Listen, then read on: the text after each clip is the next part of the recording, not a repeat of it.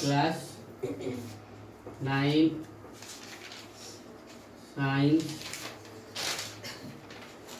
Chapter 2। क्या हमारे आसपास के पदार्थ शुद्ध हैं?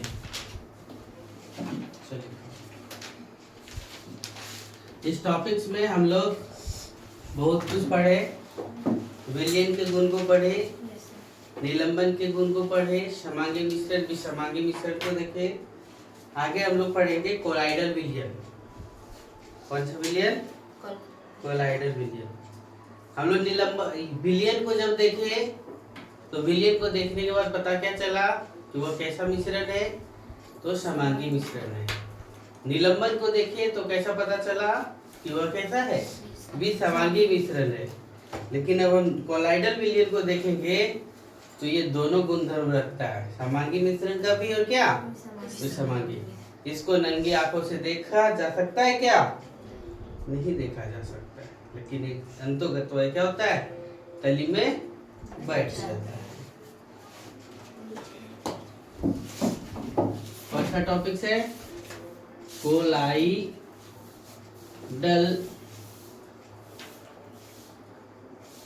विलयन। समांगी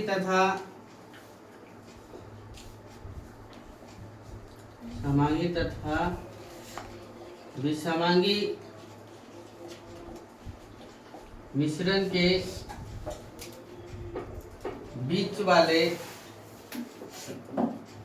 बीच के गुण वाले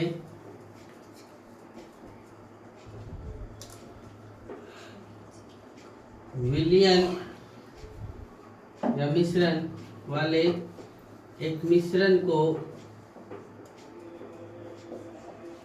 क्या लिखे?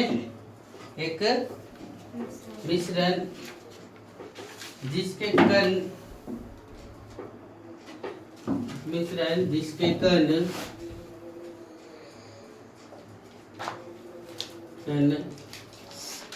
विलयन में समान रूप से क्या हो? फैला हो। विलयन में क्या हो? समान रूप से फैला हो, है घुला हुआ। इन्हें कोलाइडल विलयन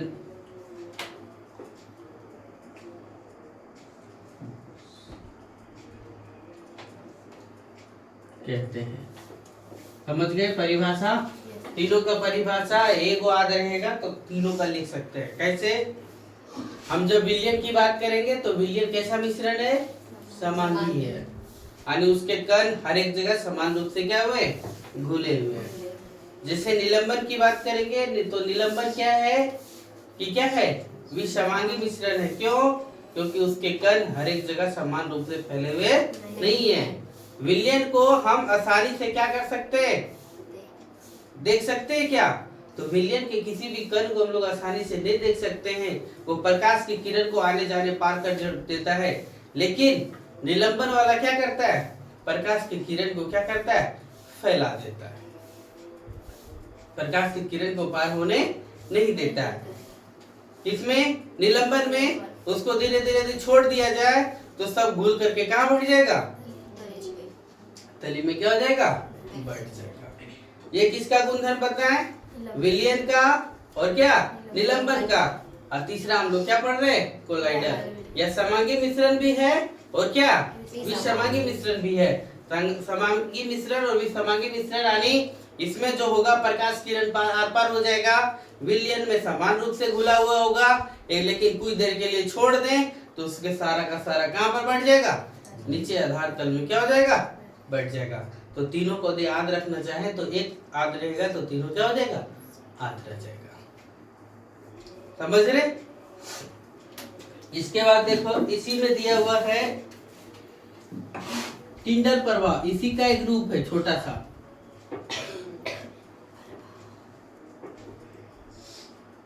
टिंडल प्रभाव। कोलाइडल के कण या कोलाइडल कणों का आकार, कोलाइडल कणों का आकार छोटे होते हैं। इसके कारण छोटे होते हैं, इसके कारण हम इसे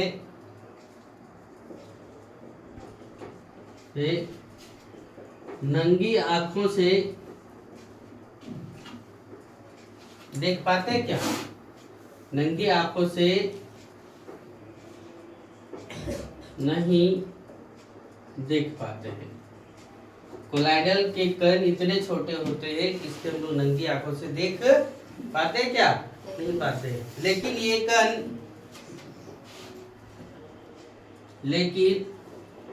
ये कण प्रकाश की किरण को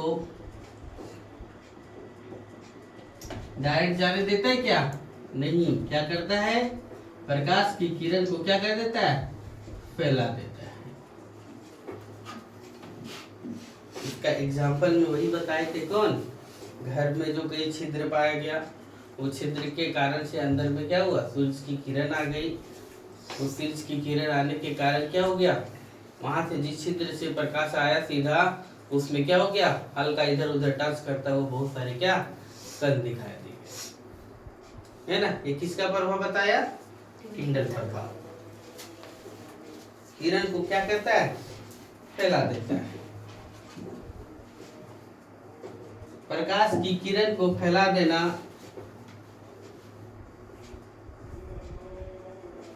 प्रकाश की किरण को क्या कर देना? फैलाना ही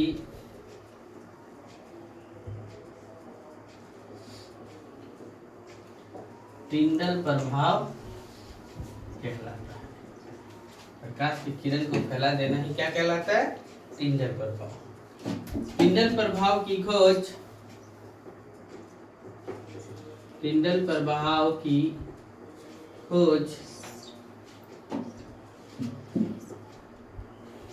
टिंडल नामक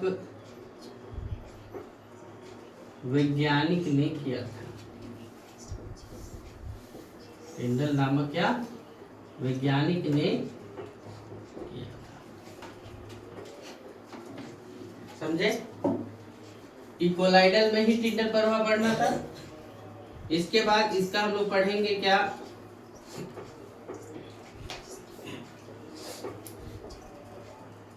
कोलाइडल के क्या क्या गुणधर्म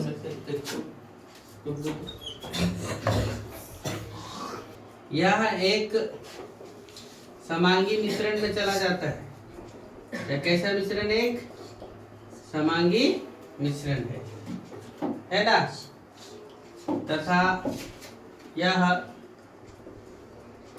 विसमांगी मिश्रण भी है।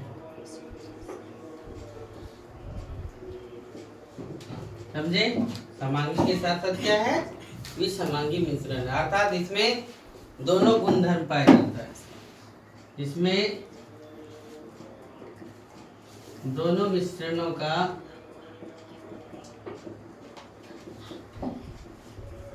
गुणधर्म पाया जाता है।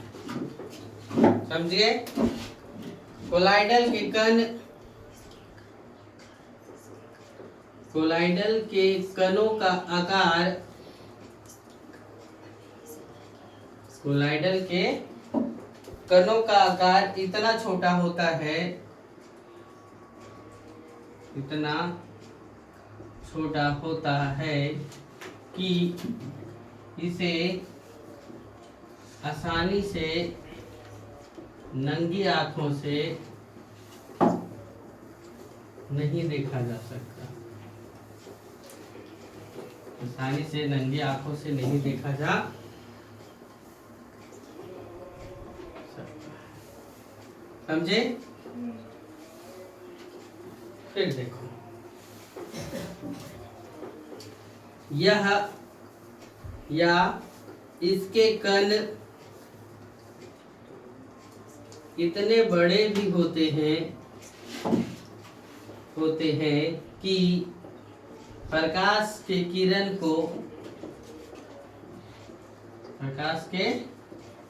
को आसानी से क्या कर देता है, फैला देता है। प्रकाश के किरण को आसानी से क्या कर देता है, फैला देता है। समझे? जो परिभाषा वही क्या होगा, इसका गुणधर्म हो जा रहा है। इसका और क्या गुणधर्म हो गया, जब इसके विलयन को क्या कर दिया जाए, शांत छोड़ दिया जाए, विलयन को क्या कर दिया जाए, शांत छोड़ दिया जाए, तो इसके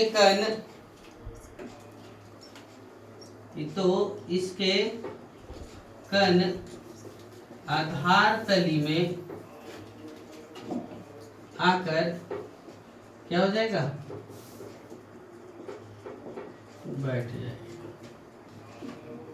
इसके कण कहां पर चल के जाकर के बैठ जाएंगे, आधार के तली में क्या हो जाएगा, बैठ जाएगा।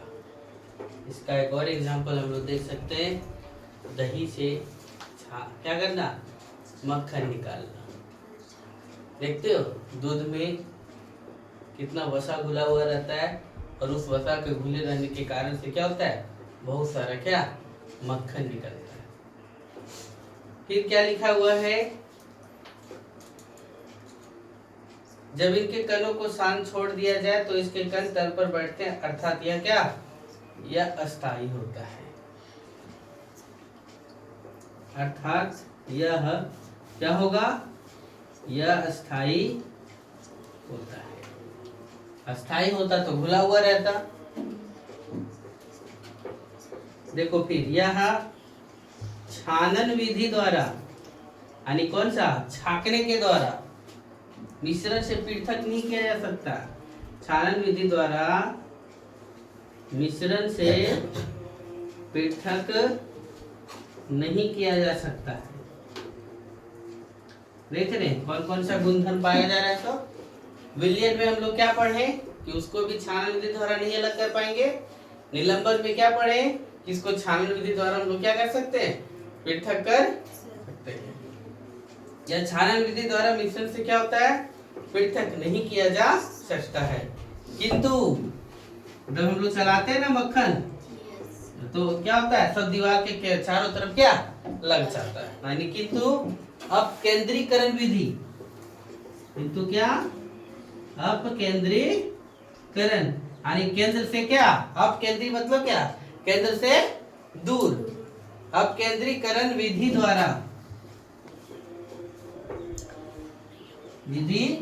द्वारा इसे पृथक किया जा सकता है।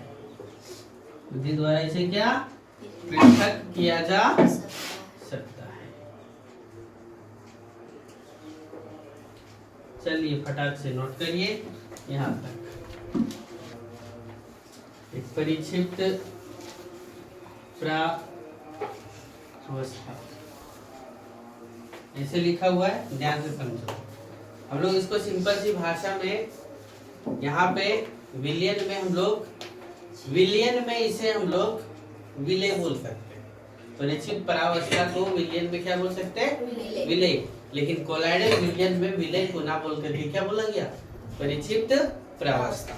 अर्थात वह पदार्थ जो कम मात्रा में, क्या लिखा हुआ है, जो कम मात्रा में विद्यमान रहता है। जो क्या लिख रहे हैं, जो कम मात्रा में क्या रहता है, विद्यमान रहता है, और उसके कण कोलाइडी अमाप के होते हैं। कैसे अमाप के होते हैं, कोलाइडी। अमाप मतलब क्या, आकार के होते हैं, माप के होते हैं। क्या कहलाते हैं, परिक्षिप्त परावस्था कहलाते हैं। फिर देखो दूसरा आया परिक्षेपण परावस्था, परिक्षेपण माध्यम, परिक्षेपण माध्यम। इसमें हम लोग विलायक इसको बोल सकते हैं। कोलाइडिंग विलयन में तो हम लोग ये क्या बोलेंगे, परिक्षेपण माध्यम, लेकिन इसको और क्या बोलते हैं, बोलचाल भाषा में से क्या, विलायक बोल सकते हैं। अर्थात इसका क्या होता है, देखो ये कम है, ये क्या है, ज्यादा है, ये कम है, ये क्या होगा, ज्यादा। तो हम लोग लिखेंगे क्या कि वह पदार्थ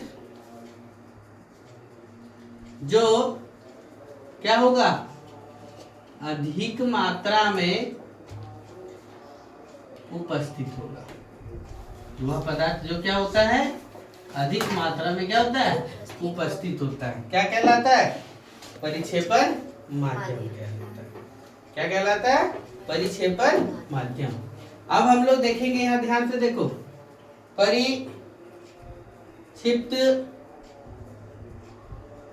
परिक्षिप्त परावस्था कॉलम बनाएंगे, है ना। फिर देखो परिक्षेपण माध्यम लिखेंगे, क्या लिखेंगे, परिक्षेपण माध्यम। और क्या बनाएंगे, प्रकार, क्या लिखेंगे, प्रकार। और क्या एग्जाम्पल में क्या रहेगा, उसके कुछ कुछ उदाहरण कि कौन कौन क्या है। देखो परिक्षिप्त परावस्था जिसकी मात्रा कम, परिक्षेपण माध्यम जिसका मात्रा क्या, ज्यादा, क्या बना वो, और कौन क्या उदाहरण है। देखो यहाँ परिक्षिप्त परावस्था में लिखा गया द्रव, द्रव की मात्रा कम, यहाँ क्या बन गया, क्या मिलाया गया, किसमें, गैस में। क्या बना है, एरोसोल, किस प्रकार का है, एरोसोल का, है ना। क्या क्या बनने का, इसका एग्जांपल क्या दे सकते हैं हम लोग, कोहरा, क्या दे सकते हैं, कोहरा, बादल, कोहरा, बादल, और क्या, कुहासा। इस प्रकार का क्या दे सकते हैं, एग्जाम्पल दे सकते हैं। ये तो एक एग्जाम्पल हुआ।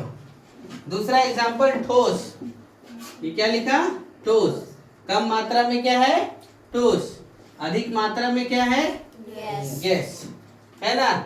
ये भी क्या बना, ध्यान से देखिए,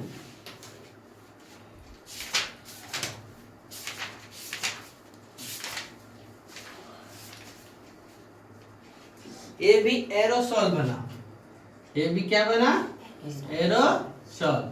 क्या एग्जांपल आएगा, धुआं,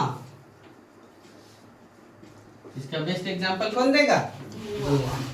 समझे यहाँ तक, इधर और भी यहाँ तक इधर लिखा है क्या, कहाँ तक लिखा है, ये यहाँ तक, ये पूरा लिखा गया, सबका लिखा गया।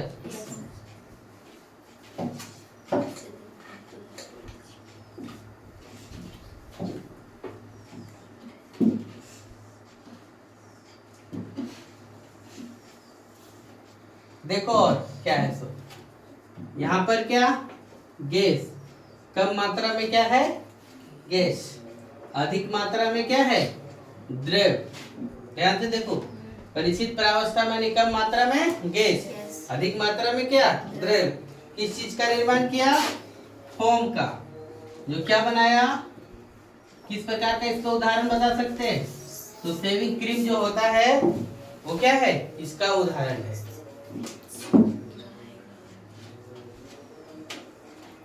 फिर ध्यान से देखो, द्रव, कम मात्रा में पहला द्रव, दूसरा मात्रा में भी क्या, द्रव, अधिक मात्रा में क्या बना, इमल्सन। और क्या एग्जांपल दे सकते हैं इसका, तो इमल्सन में क्या क्या है, इसका उदाहरण में दूध, फेस क्रीम, ये सब जो बनता है वो क्या, द्रव में द्रव को मिलाया जाता है तो क्या निर्माण होता है। समझ रहे, अब देखो ठोस, इधर ध्यान से देखो, ये ठोस है, ठोस में क्या मिलाया गया, द्रव, ज्यादा मात्रा में कौन सा, द्रव, कम मात्रा में कौन सा, ठोस। जब इस प्रकार से मिलाया गया तो क्या बना? सोल बना। क्या बना? सोल। और उस सोल में क्या क्या होगा उसका एग्जांपल, तो मैग्नीशियम सिल्क, मैग्नीशियम मिल्क और कीचड़ इसका बेस्ट एग्जांपल है।